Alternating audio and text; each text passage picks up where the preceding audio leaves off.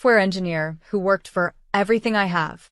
My sister Victoria, 25, still in her third graduate program, just got a Bentley from our parents. A $200,000 Bentley Continental GT, while I drive a Toyota I saved 3 years for. She needs this car and you earn your own, Mom said with that dismissive wave. Dad wouldn't even look me in the eye. It's always been this way, but they don't know what I've discovered about Victoria's perfect life. Soon, they'll get a call that changes everything. Before I dive into this wild story about family favoritism gone wrong, let me know where you're watching from in the comments. Have you ever felt like the less favored child? Hit that like button if you can relate, and subscribe to catch more shocking family drama stories. Trust me, you'll want to see how this one unfolds. Growing up with Victoria always felt like living in a shadow. From our earliest childhood memories, the pattern was clear. I was the responsible one, while Victoria was the special one, who needed extra attention, extra care, extra everything. Our parents never said it outright, but their actions spoke volumes. When I was 12 and Victoria was 10, Mom and Dad established the routine of me babysitting my sister whenever they went out. Not only was I never compensated for this responsibility, but I was also lectured extensively if Victoria complained about anything during their absence. She's sensitive, Mom would explain, as if I wasn't. The stark contrast between our birthday celebrations still stings when I think about it. My 16th birthday was acknowledged with a small family dinner and a practical gift, SAT prep books. 2 years later, Victoria's Sweet 16 featured a rented venue, professional DJ, catered food, and a designer dress that cost more than my entire wardrobe. Dad explained the discrepancy with a casual, "You were always more low-key, Natalie." Perhaps the most painful memory was when my parents missed my high school graduation. I was valedictorian, scheduled to give a speech I'd worked on for weeks. The night before, Victoria announced her dance recital had been rescheduled to the same time. There was no discussion. Mom simply said, "Victoria needs us there for support. You understand, right?" I gave my speech to an audience with 2 empty seats in the family section. While most teenagers in my affluent suburb received cars for their birthdays or had their insurance covered, I started working part-time at 16, saving every dollar. By 18, I had earned a full academic scholarship to the state university, the only way I could afford higher education since my parents had been setting aside college funds that mysteriously seemed available only for Victoria's private university tuition. College meant freedom, but also struggle. I lived in a cramped apartment with 3 roommates, eating ramen while building my coding portfolio late into the night. My roommates partied while I interned at a local tech startup, which eventually led to an entry-level position upon graduation.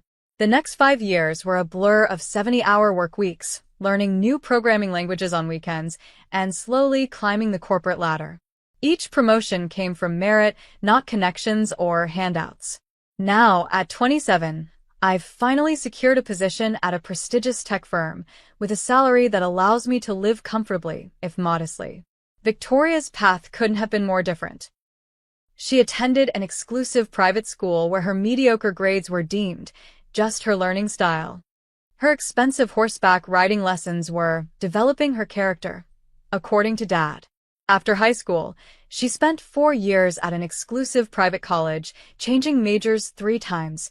First art history, I'm really passionate about Renaissance painters. Then psychology, I want to understand people deeply. And finally communications, it's more practical for networking. After graduation, Victoria announced she needed more education.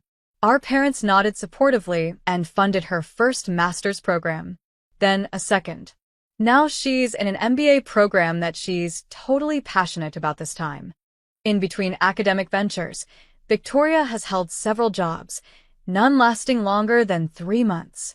Each departure came with a different excuse. The environment wasn't nurturing, the boss didn't recognize her potential, or the company lacked vision. The pattern of preferential treatment extended to every holiday and special occasion.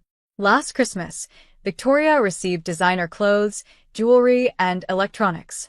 My gift was a professional planner and a set of kitchen knives. Practical gifts for our practical girl, Mom said, as if it were a compliment rather than an acknowledgement that they put little thought into what might bring me joy. The disparities continued into adulthood. Victoria lives in a luxury apartment, rent paid by our parents. She takes international vacations funded by their credit cards. Meanwhile, when I asked for their help refinancing my student loans to a lower interest rate, not even asking them to pay the loans, just co-sign, Dad explained they needed to maintain financial flexibility for emergencies. Victoria's emergency Botox apparently qualified. Last week, I met my best friend Samantha at our favorite coffee shop to vent about the latest development. The small cafe, with mismatched furniture and excellent espresso, has been our meeting spot since college. A Bentley? Are you kidding me? Samantha nearly spilled her latte when I told her. That's not just favoritism, Nat. That's delusional. I stirred my coffee absently. I know. I keep wondering if I should try family therapy again. Maybe with a different therapist. The last one told your parents they were creating harmful dynamics, and they never went back, Samantha reminded me. Maybe it's time to create some distance instead. For your mental health. I nodded, knowing she was right but feeling that familiar pull of family obligation. It's hard. They're still my parents. Parents who buy one child a Bentley and the other nothing, Samantha pointed out. That's not normal or healthy. Later that evening, I discussed the situation with my boyfriend Jason.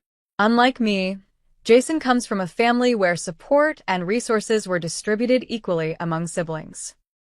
His perspective as an outsider to my family dynamics has been invaluable. Your parents' behavior isn't a reflection of your worth, Jason said, squeezing my hand across the dinner table in my apartment. It's a reflection of their own issues. I know that logically, I admitted. But emotionally, it still feels like I'm not enough. You're more than enough, Jason assured me. Maybe it's time to set clearer boundaries. You can love your family without subjecting yourself to constant reminders of their favoritism. Jason suggested a weekend getaway to help clear my head. Let's drive up to the mountains. No family drama, no work stress. Just us hiking trails and that little bed and breakfast you liked.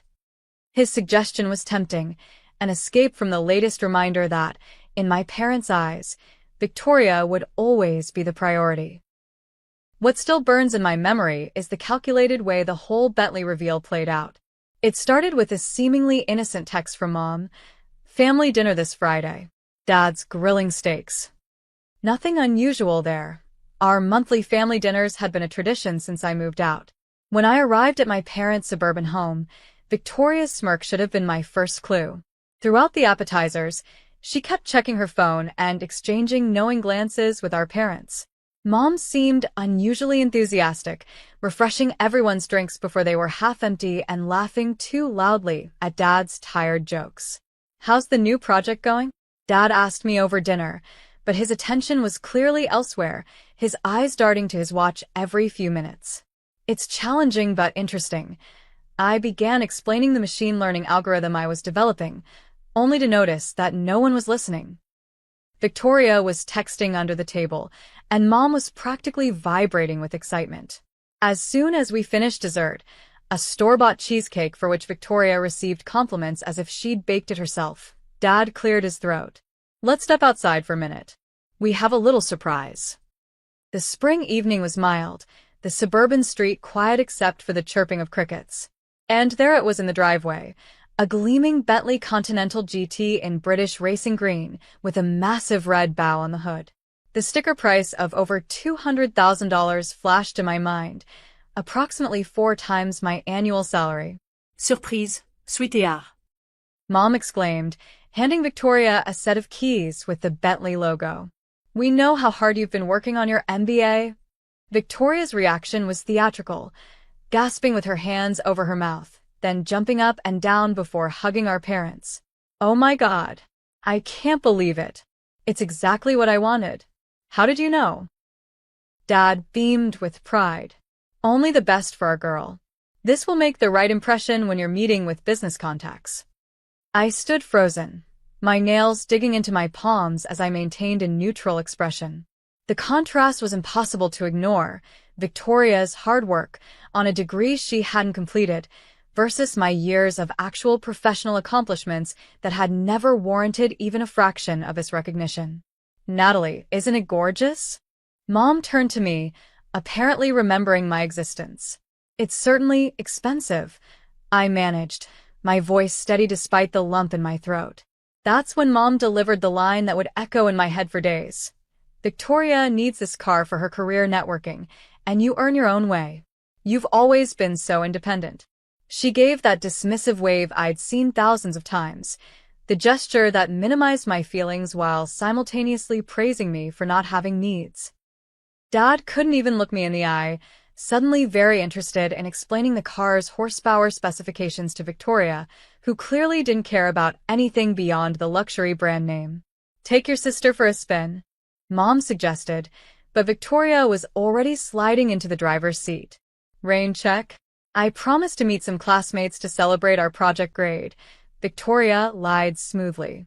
We all knew there was no project, no classmates waiting. I made my excuses shortly after, claiming an early meeting the next day. The drive home in my Toyota Corolla, a reliable car I'd saved for 3 years to purchase, was a blur of streetlights and swallowed tears. Entering my modest one-bedroom apartment was when the dam finally broke. The contrast between my life and Victoria's had never been so stark. My furniture was a mix of IKEA and Facebook Marketplace finds. My splurge was a decent coffee maker and a comfortable mattress.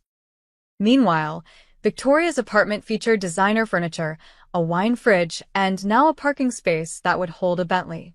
I sank to the floor, back against the door, and finally let the tears flow. My body shook with sobs as years of maintained composure crumbled.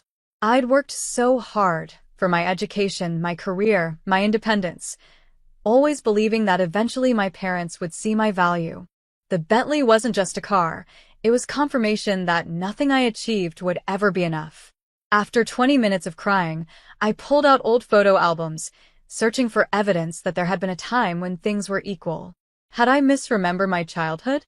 Was I exaggerating the disparities? But the photographic evidence only confirmed my memories. Victoria center stage at family events, my parents gazing adoringly at her while I stood slightly apart, often literally in the background.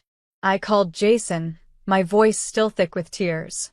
They bought her a Bentley. 30 minutes later, he was at my door with takeout from my favorite Thai restaurant and a patient ear.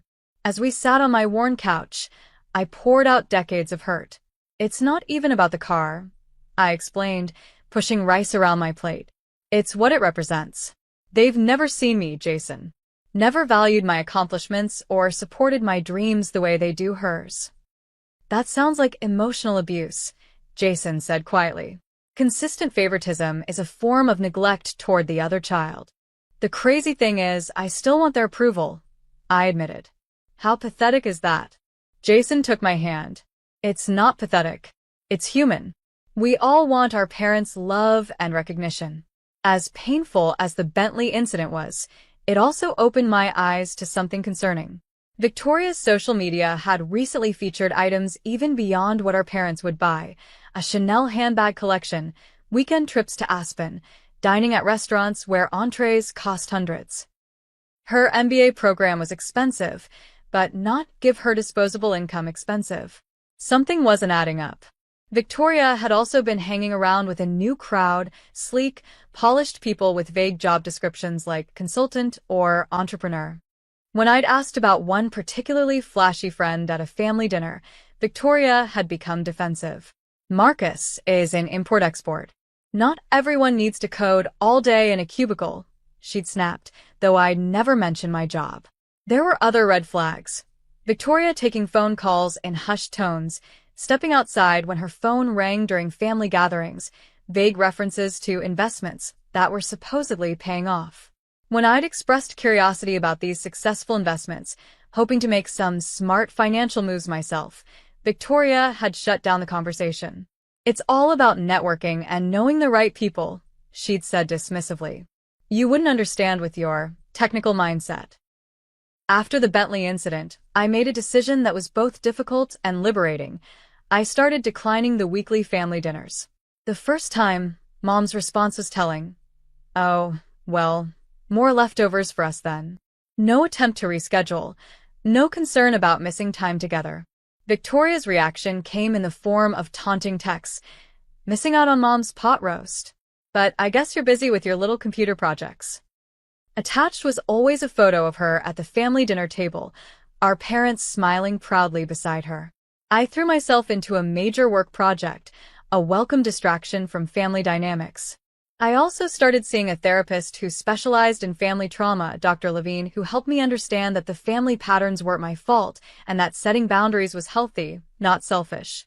Your value isn't determined by your parents' ability to see it, Dr. Levine reminded me during sessions. And you're allowed to protect yourself from situations that consistently hurt you.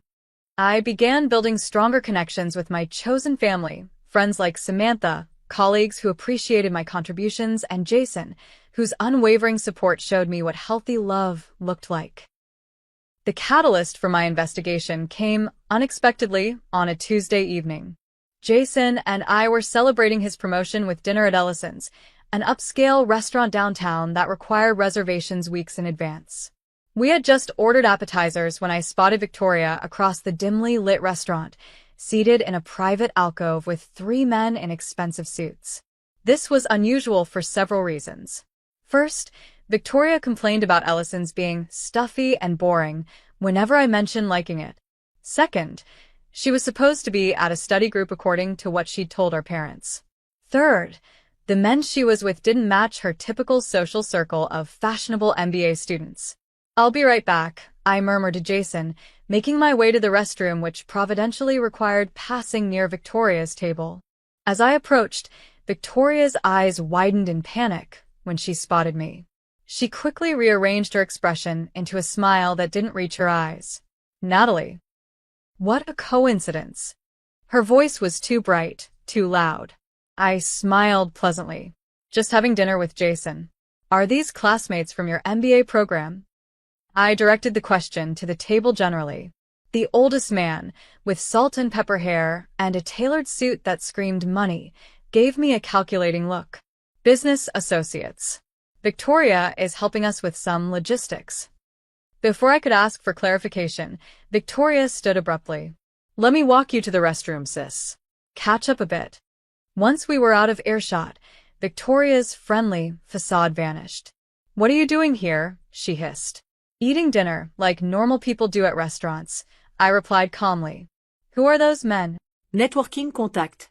Some of us have to build connections to succeed, not just stare at screens all day. I was about to respond when I heard one of the men at Victoria's table say clearly, "The deliveries need to be coordinated better. We need clean money by Friday." Victoria noticed my expression and practically pushed me toward the restroom. "Don't spy on my business meetings.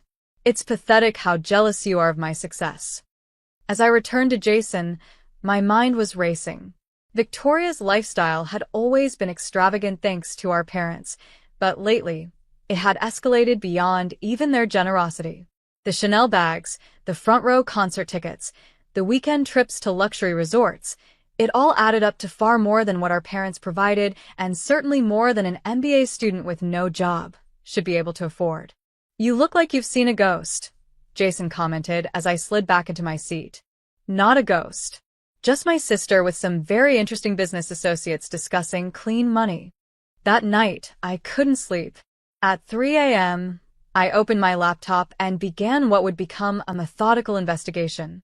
I created a spreadsheet listing Victoria's known income sources, our parents' allowance, against her visible expenses based on social media posts and family conversations. The discrepancy was significant and growing. I'm not proud of my next move, but concern outweighed my ethical qualms. Using skills I developed for cybersecurity projects at work, I located Victoria's digital footprint across platforms. She wasn't particularly careful with her online security, using the same password, our childhood dog's name plus her birth year, for multiple accounts. What I discovered was troubling. Victoria had a second Instagram account where she posted more freely, showing parties with those same business associates, stacks of cash displayed casually on hotel beds, and cryptic captions about making moves and the hustle paying off. More concerning was evidence that Victoria had a second phone. bills for which occasionally appeared in our parents' mail that I'd seen while visiting. This level of operational security seemed extreme for an MBA student.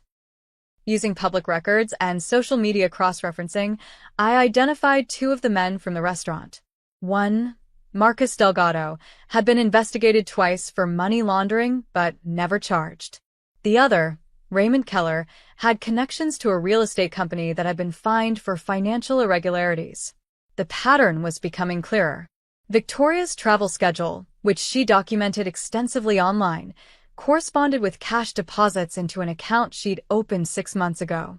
The cities she visited for MBA networking events were the same cities where Delgado and Keller had property holdings or business interests. As the evidence mounted, I faced a moral dilemma that kept me awake night after night. Victoria was my sister, despite our complicated relationship. Did family loyalty require me to confront her privately first? What if our parents were somehow involved or at risk? What if Victoria was being manipulated or threatened? I met Samantha at our coffee shop to talk through my concerns. If what you suspect is true, this is serious criminal activity, Samantha said, keeping her voice low despite the cafe's ambient noise. Money laundering carries heavy penalties. I know, I sighed, turning my coffee cup in circles. But she's still my sister. And our parents could be implicated if she's using their information or accounts. What's your evidence beyond the restaurant conversation and social media posts? Samantha asked, always the practical one. It's circumstantial right now, I admitted, but compelling when you see the pattern. Maybe talk to someone with legal background before making any decisions? Samantha suggested. Your old professor, Dr. Harrison, taught white-collar crime law, right? That afternoon, I met with Dr. Harrison under the guise of seeking career advice. After catching up, I presented a hypothetical situation involving a family member potentially involved in money laundering. Hypothetically speaking, Dr. Harrison said with a knowing look, your first loyalty should be to the law and to protecting innocent parties who might be harmed. Family dynamics complicate things, but financial crimes aren't victimless. And if parents might be unwittingly involved, all the more reason to address it before they face legal consequences for someone else's actions. Dr. Harrison's eyes were kind but serious. Sometimes the most loving thing you can do for family is prevent them from continuing down a destructive path. Armed with this perspective, I doubled down on gathering concrete evidence. I began photographing Victoria's meetings with her suspicious contacts, using a telephoto lens attachment for my phone from across streets or through cafe windows.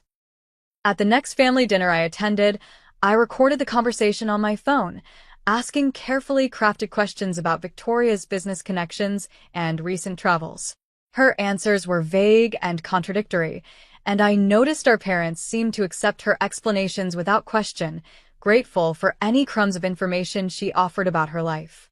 Using traffic camera footage I could access through a work project, I tracked the Bentley's movements, noting patterns of stops at storage facilities, certain bank branches, and meetings in parking garages rather than office buildings or restaurants where legitimate business would typically occur.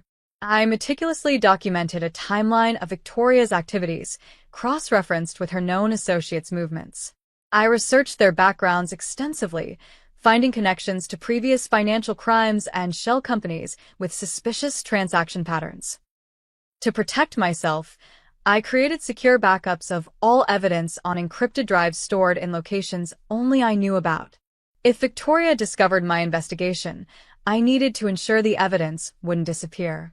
The more I uncovered, the clearer it became that Victoria wasn't just spending our parents' money. She had found a much more lucrative and dangerous source of income. And the brand new Bentley, I was beginning to suspect, wasn't just an extravagant gift but potentially a tool in whatever operation she was running. 3 weeks into my investigation, I decided to follow Victoria directly. On a Wednesday evening when she had told our parents she was attending a networking mixer, I parked near her apartment and waited. At 8:37 p.m., the Bentley emerged from the garage, Victoria behind the wheel wearing dark sunglasses despite the evening hour. I maintained a careful distance, thankful for my nondescript Toyota that wouldn't stand out in traffic.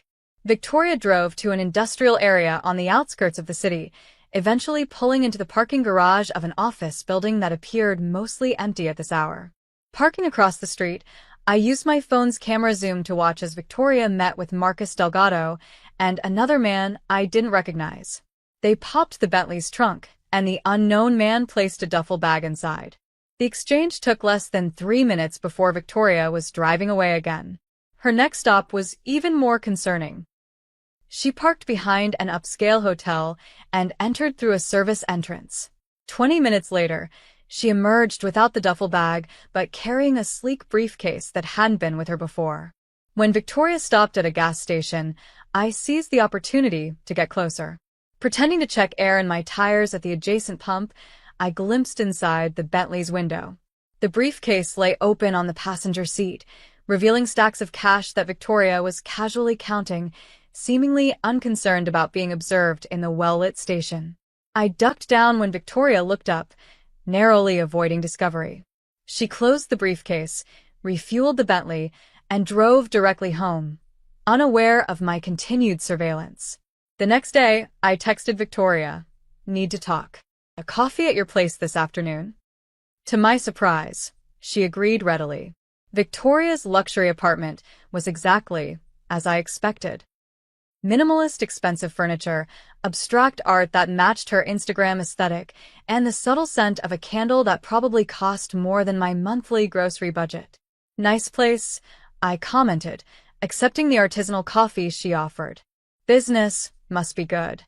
Victoria's smile didn't reach her eyes. "What do you want to talk about, Natalie? I have plans later." I decided on a direct approach. "I saw you at Ellison's last week with some interesting business associates, and I couldn't help overhearing something about clean money." The change in Victoria's demeanor was immediate. Her posture stiffened, and something cold flashed in her eyes before she forced a laugh. "Eavesdropping now? That's a new low, even for you." "It's not eavesdropping when someone speaks loudly in a public place," I countered calmly. "Who were those men, Victoria? What kind of logistics are you helping them with?" "Business you wouldn't understand," she snapped. "Some of us network and build real-world connections instead of hiding behind computer screens." I set down my coffee cup. "Your social media shows a lot of expensive items lately. More than mom and dad provide. More than any student without a job should have." Victoria's laugh was brittle. "You've always been jealous of me. Always wanted what I have. It's pathetic, really. Mom and dad see it too. Why do you think they prefer spending time with me?" The barb stung, but I pressed on. "I'm concerned about what you're involved in. If it's something illegal." "You know nothing about my life," Victoria interrupted, her voice rising. "You just can't stand that I'm successful, that I have connections and opportunities. You sit in judgment with your boring job and your boring apartment and your boring boyfriend, thinking you're somehow better because you earn everything." As I stood to leave, Victoria blocked my path. "If you're investigating me, it stops now. You have no idea who you're dealing with or what I'm capable of." "Is that a threat?" I asked quietly. Victoria's smile was chilling. "Just sisterly advice. Stay in your lane, Natalie. And stay out of my business." As I reached for the door, Victoria grabbed my arm. "I know you've been following me. My friends noticed your pathetic little Toyota. Stop now, or you'll regret it. And so will mom and dad."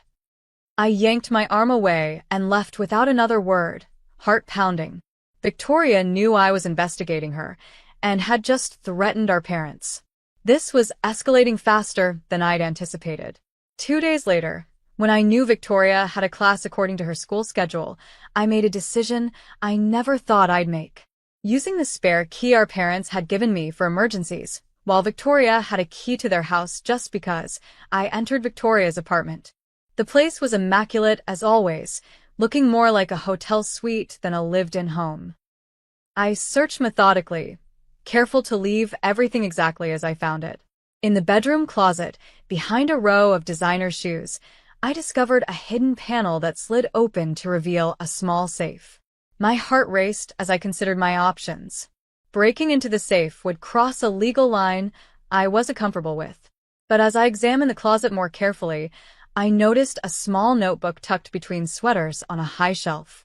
The notebook contained what appeared to be a ledger: dates, locations, amounts, and initials. One entry caught my eye immediately. Beast G Transport, 50K, clean for MD. The date corresponded with the day after Victoria received the Bentley Continental GT. Beneath the notebook was a manila envelope containing photographs, Victoria with various men including Marcus Delgado, all posed in front of different luxury cars. On the back of each photo was a figure, presumably the value of the vehicle, and an address. My hands trembling, I used my phone to photograph every page of the notebook and the contents of the envelope before replacing everything exactly as I'd found it. In the kitchen, I discovered another crucial piece of evidence: a burner phone charging on a hidden outlet behind the refrigerator. I didn't touch it, but photographed it in place. As I carefully locked up and left the apartment, the full picture was becoming devastatingly clear. Victoria wasn't just spending money from questionable sources. She was actively participating in a money laundering operation. The Bentley wasn't just a status symbol, it was a tool for transporting cash or other valuables, chosen specifically because its luxury status meant it was less likely to be stopped by police. Back in my apartment, I analyzed the evidence methodically. The scheme was surprisingly simple. Victoria used her clean social image and our parents' respectable reputation as cover while transporting large amounts of cash.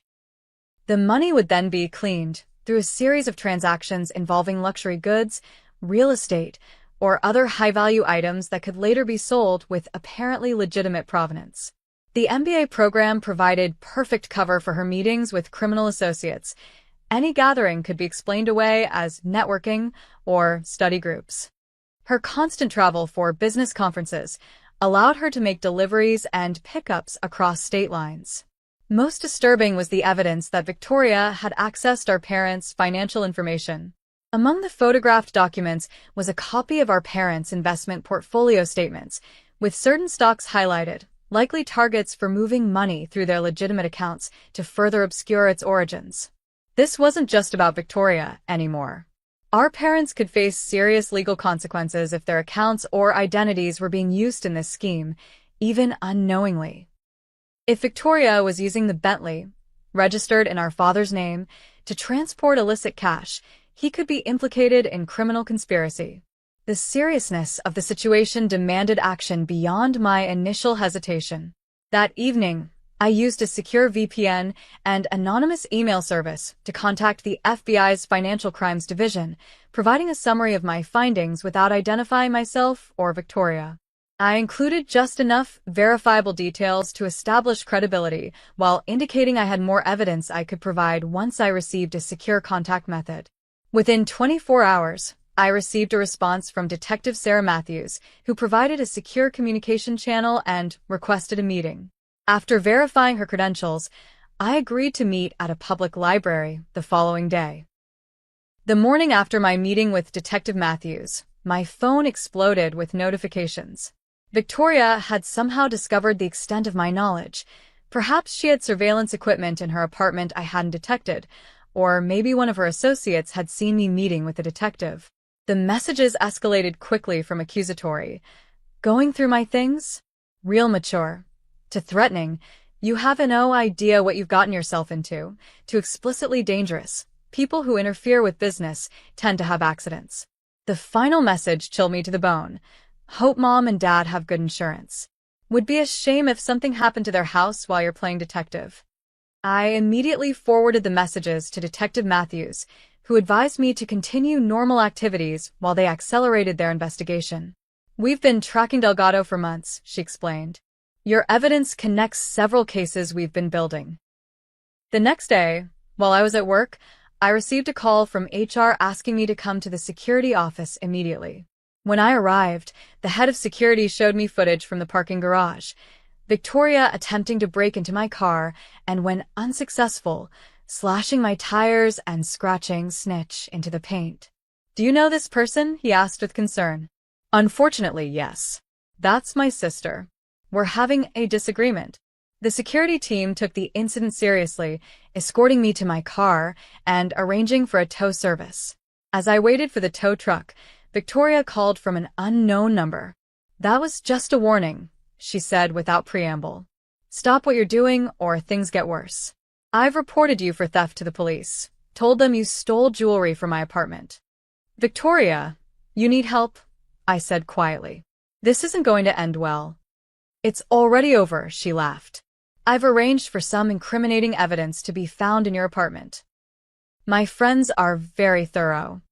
I immediately called Detective Matthews, who dispatched officers to my apartment and arranged for me to give a formal statement. While at the police station, Victoria made her most desperate move yet.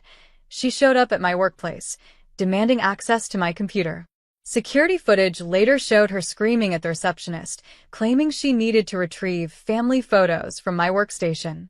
When denied access, she became belligerent, eventually being escorted out by security. Her behavior was captured clearly on multiple cameras, showing a woman unraveling as her criminal enterprise was threatened. That evening, Detective Matthews called with an update. "We're moving on this tomorrow. Based on your evidence and our existing investigation, we've obtained warrants for Victoria and her associates. We'll need you to confirm a few final details." I spent hours at the FBI field office, reviewing evidence and planning the operation. Victoria had arranged for a major delivery the following evening, exactly the opportunity law enforcement needed. The sting operation was set for 7 p.m. at an upscale shopping center where Victoria was scheduled to meet with Marcus Delgado and 2 other associates. Undercover officers would be positioned throughout the area, with plainclothes detectives monitoring all exits. I watched from a surveillance van as Victoria arrived in the Bentley, parking near the service entrance as predicted.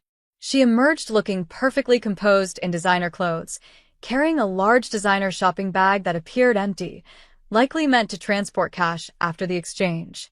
Delgado arrived minutes later, followed by the other associates. As they converged near Victoria's car, Detective Matthews gave the signal. Officers moved in from all directions, announcing themselves as federal agents.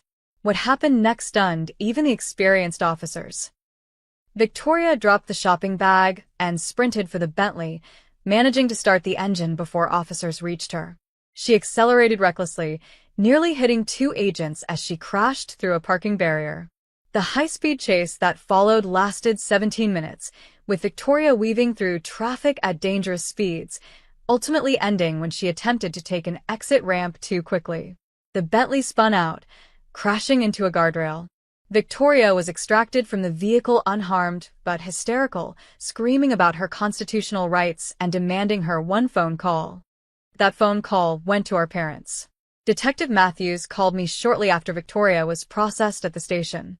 "She's asked to speak with your parents. They're being notified now." You might want to be there when they arrive." I reached the police station before my parents, giving me time to speak with Detective Matthews about how much to reveal about my role in the investigation.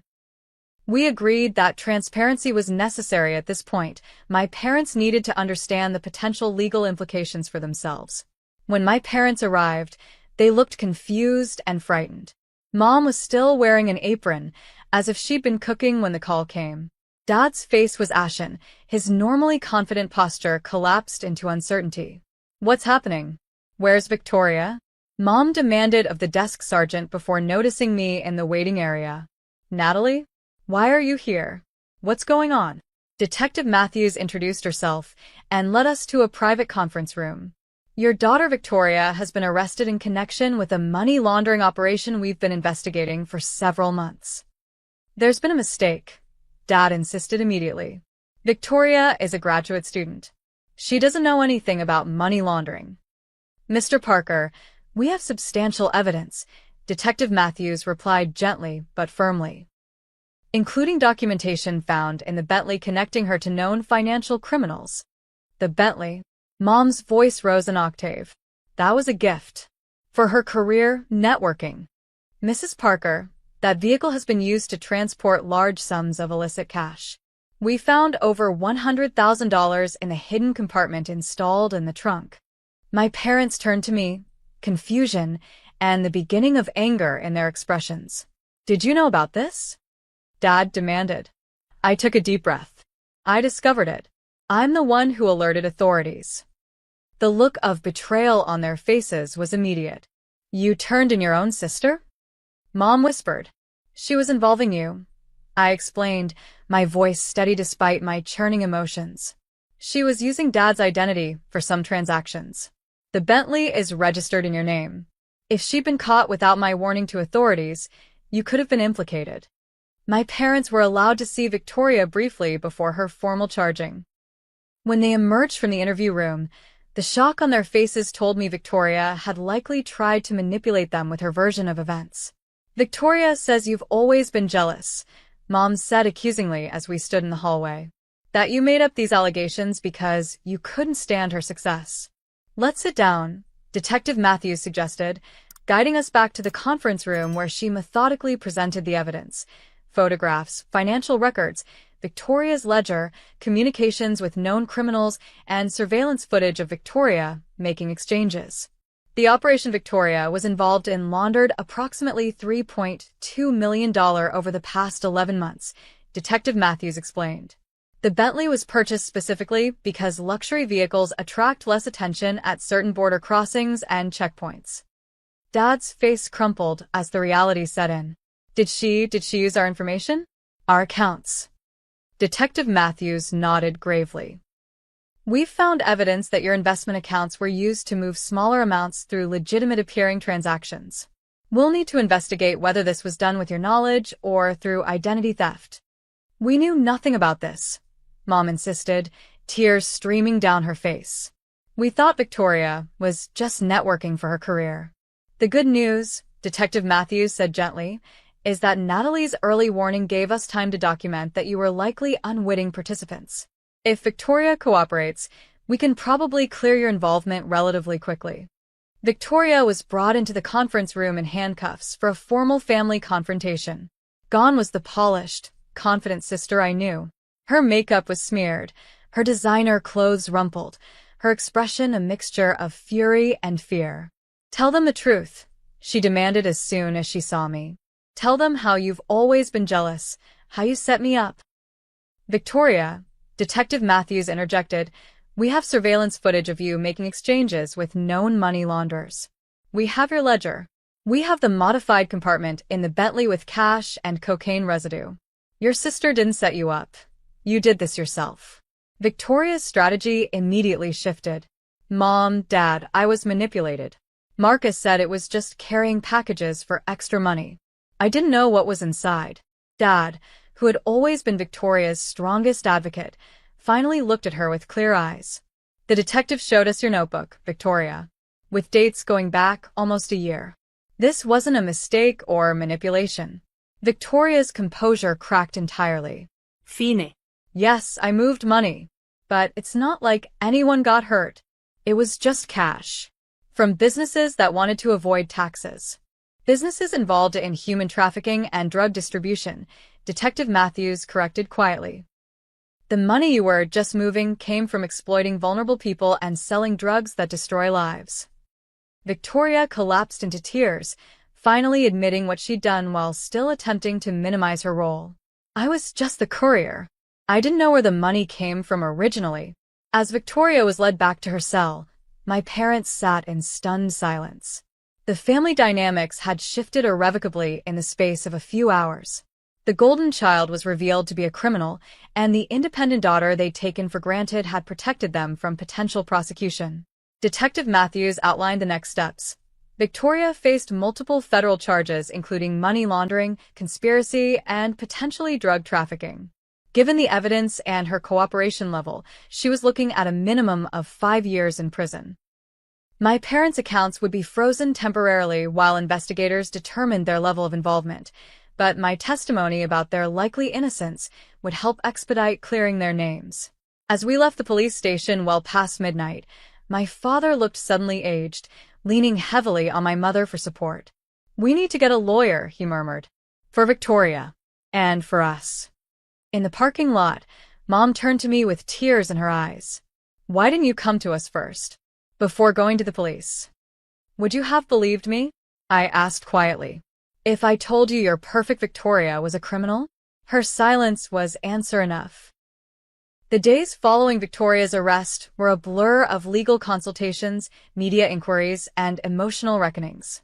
My parents returned home from the police station to find reporters already camped outside their house, alerted by police scanner enthusiasts who had heard the arrest of a woman in a Bentley described on the radio.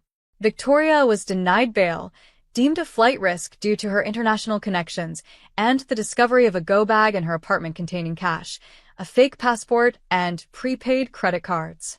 The district attorney was pursuing maximum charges, using Victoria as leverage to get to the larger criminal organization. My parents' home was searched thoroughly by federal agents. Though they were treated respectfully, the experience was traumatizing, watching strangers go through their personal belongings, knowing they were looking for evidence that might implicate them in their daughter's crimes. I took emergency leave from work, splitting my time between legal meetings and supporting my shell-shocked parents. The family attorney, Mr. Brennan, who had previously handled only real estate transactions and wills, quickly acknowledged we needed specialized help. "This is federal criminal territory," he explained during our first meeting. "You need someone who specializes in white-collar crime." He recommended Catherine Alvarez, a former federal prosecutor who now defended clients in similar cases. Her retainer was steep, $50,000 up front, leading to the first of many financial reckonings.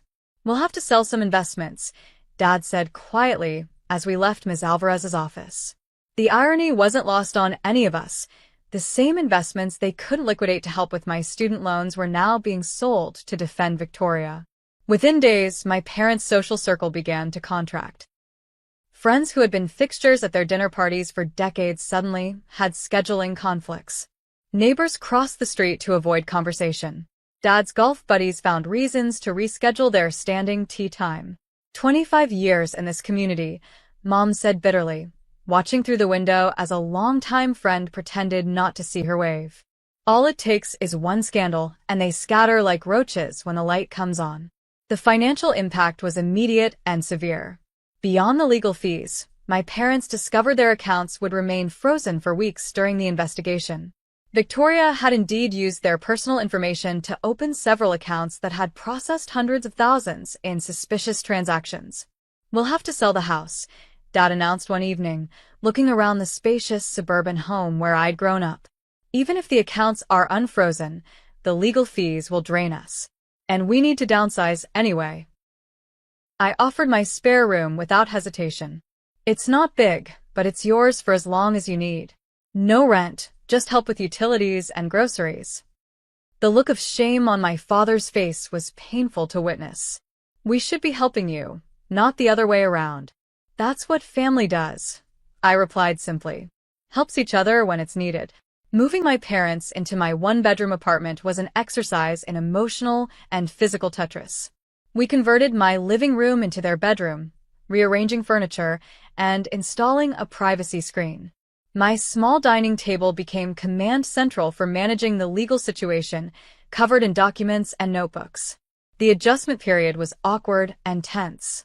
My parents had never seen my daily life up close, my early morning runs, my late-night coding sessions, the meal prep Sundays that kept me fed through busy work weeks. They seemed surprised by the discipline and organization of my routine. "You cook all your meals for the week in one day?" Mom asked, watching me portion vegetable curry into containers. "It saves time and money," I explained, "and ensures I eat properly even during crunch periods at work." Mom looked thoughtful. "I could help with that. Cooking is something I can actually do." It was the first time she'd offered to contribute something meaningful, and I accepted gratefully. Small moments like these began to bridge the chasm between us. Dad found the adjustment harder. After decades as the family provider and decision-maker, he struggled with his new dependence. I often found him staring blankly at the wall, lost in thought. "I kept thinking about what you said," he admitted one evening as we sat on my small balcony. "About whether we would have believed you if you'd come to us about Victoria first." I waited, giving him space to continue. "We wouldn't have," he said finally. "I wouldn't have. I didn't want to see who she really was. It was easier to believe in the version of her we created." These difficult conversations became more frequent as we adjusted to our new reality.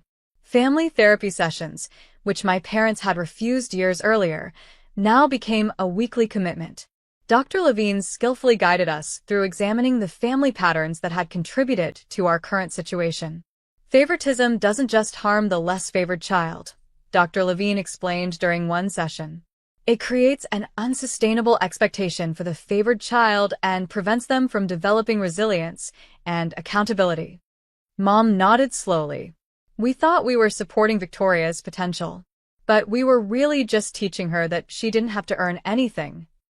The contrast between my life and Victoria's became increasingly apparent to my parents as they lived with me. They witnessed firsthand my work ethic, my financial responsibility, my healthy relationships with friends and colleagues. The independent daughter who can take care of herself narrative began to transform into recognition of my strength and resilience. Victoria, meanwhile, was struggling to adjust to her new reality.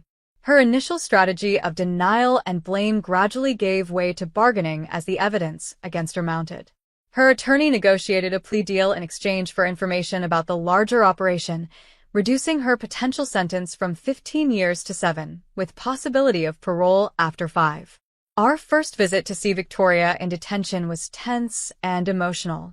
She'd lost weight, her designer clothes replaced by a standard-issue jumpsuit, her perfect manicure grown out. But most striking was the absence of the superior attitude she'd always worn like armor. I didn't think it would go this far, she said, her voice small. Marcus said it was just moving money. Easy work for good pay. You knew it was illegal, Dad said, his voice gentle but firm. You had to know. Victoria nodded, tears streaming down her face. I liked the lifestyle, the respect. People treated me differently when I had money and connections. People who abandoned you the minute you were arrested, Mom pointed out. For the first time in our lives, I saw Victoria without pretense.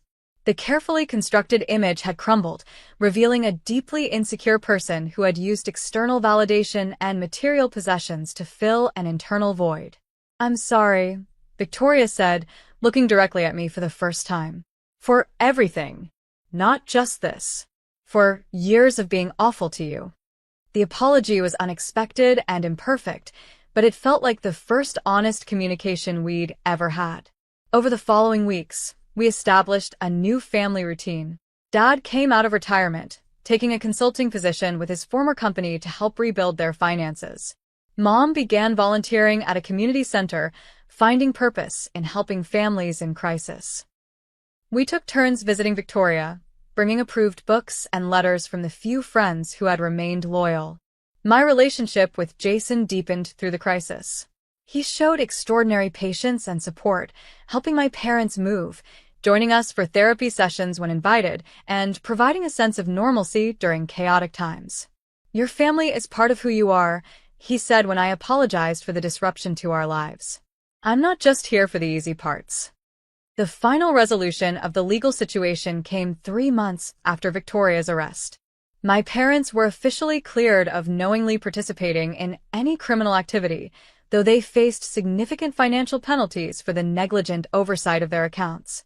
The unfrozen accounts revealed the full extent of the damage, nearly $300,000 loss to legal fees, fines, and taxes on the illegitimate transactions. The family home sold quickly but below market value due to the circumstances. My parents purchased a modest 2-bedroom condo with the proceeds, accepting the dramatic downsizing with surprising grace. It's liberating in a way, Mom admitted as we unpacked boxes in their new home. All those things we thought we needed, they were just things. As we settled into our new reality, I noticed subtle but significant changes in how my parents treated me. Dad asked my advice on financial decisions, valuing my analytical approach. Mom began acknowledging my achievements, attending a work award ceremony where I received recognition for a major project. The material inequality that had defined our family dynamic for decades had been forcibly balanced by circumstances. But more important was the emotional rebalancing, the recognition that success isn't measured by possessions or status, but by integrity, resilience, and genuine connections. 1 year after Victoria's arrest, much had changed in all our lives. Victoria was serving her reduced sentence at a minimum security facility, having provided substantial assistance to prosecutors that led to the dismantling of a major money laundering network. Her cooperation and good behavior made her eligible for educational programs within the prison system. Her letters home showed a person I barely recognized, reflective, humble, and increasingly self-aware. She joined a prison therapy group and was confronting the narcissistic tendencies that had driven her choices. The therapist here says I used external validation to avoid dealing with my insecurities, she wrote in one letter. I never felt I had any value beyond what people gave me for being pretty or charming or having nice things. Victoria had formed unexpected friendships with several inmates from vastly different backgrounds. Shanice grew up in foster care and never had anything handed to her, she wrote about her cellmate. She's teaching me what real resilience looks like. There were plans for Victoria's eventual release, still years away, but no longer an abstract concept. She'd expressed interest in using her business knowledge legitimately, perhaps in nonprofit management where her networking skills could serve a worthwhile cause. My parents had settled into their new life with surprising adaptability. Their condo was small but comfortable, decorated simply with meaningful items rather than status symbols. Dad had fully embraced his consulting role, finding satisfaction in contributing his expertise without the pressure of executive leadership. I should have done this years ago, he admitted over dinner one evening. I'm actually using my brain again, not just managing people and budgets. Mom had transformed, perhaps the most dramatically. Her volunteer work had evolved into a part-time position coordinating services for families in crisis. She developed a special interest in helping parents of incarcerated adult children, creating a support group that met weekly. I understand their shame and confusion, she explained, and I can show them there's a path forward, even through this. Their financial situation had stabilized, though at a much more modest level than before. The experience had fundamentally altered their relationship with money and possessions. When Dad received a bonus for a successful project, they donated half to a prisoner education program. My own career had continued to advance. The project I'd been working on during Victoria's arrest had been implemented successfully, leading to a promotion and substantial raise. My team had expanded, giving me management experience that opened new career paths. Jason and I had taken a significant step forward in our relationship as well. After a thoughtful conversation about timing and values, he had proposed during a weekend hiking trip. Nothing flashy or extravagant, just a sincere question asked under a canopy of stars. The vintage sapphire ring had belonged to his grandmother, carrying history and meaning rather than just monetary value. My parents' reaction to our engagement news highlighted their evolution. Instead of asking about ring size or cost, as they might have with Victoria in the past, they asked about our hopes for the future and offered to help in practical ways, like addressing invitations or coordinating with vendors. More meaningful than any material changes were the new family dynamics we were carefully building. We'd established family meetings where honest communication was the priority, a radical departure from the surface-level interactions and hidden resentments of the past. Difficult topics were no longer avoided but addressed directly and compassionately. Our prison visits to Victoria had become more natural, less fraught with tension. She showed genuine interest in our lives, asking questions and listening to the answers rather than redirecting conversation to herself. There was tentative planning for her eventual reintegration, with realistic expectations and clear boundaries. Most striking was the newfound equality in how my parents treated both daughters. They celebrated my achievements without comparison and supported Victoria's rehabilitation without enabling. Birthday and holiday gifts were thoughtful rather than extravagant, focused on meaning rather than monetary value. One Sunday evening, as we finished a simple family dinner in my parents' condo, Dad raised his glass in an impromptu toast. To lessons learned the hard way, he said, his voice thick with emotion. And to the daughter, who always saw clearly, even when we couldn't. Mom added softly, and to forgiveness that gives us a second chance to be the family we should have been all along. As I drove home that night, I reflected on the journey we'd taken. The path had been painful, the cost high for everyone involved. But from the wreckage of our former family dynamic, something healthier and more authentic was emerging. The Bentley that had symbolized so much favoritism, materialism, and ultimately criminal activity was long gone, seized as evidence, and eventually auctioned by the government. In its place was something far more valuable, a family slowly learning that love isn't measured in possessions but in respect, support, and understanding. I thought about how easily this story could have ended differently, with permanent estrangement, with parents who never recognized their role in the family dysfunction, with a sister lost entirely to her worst impulses.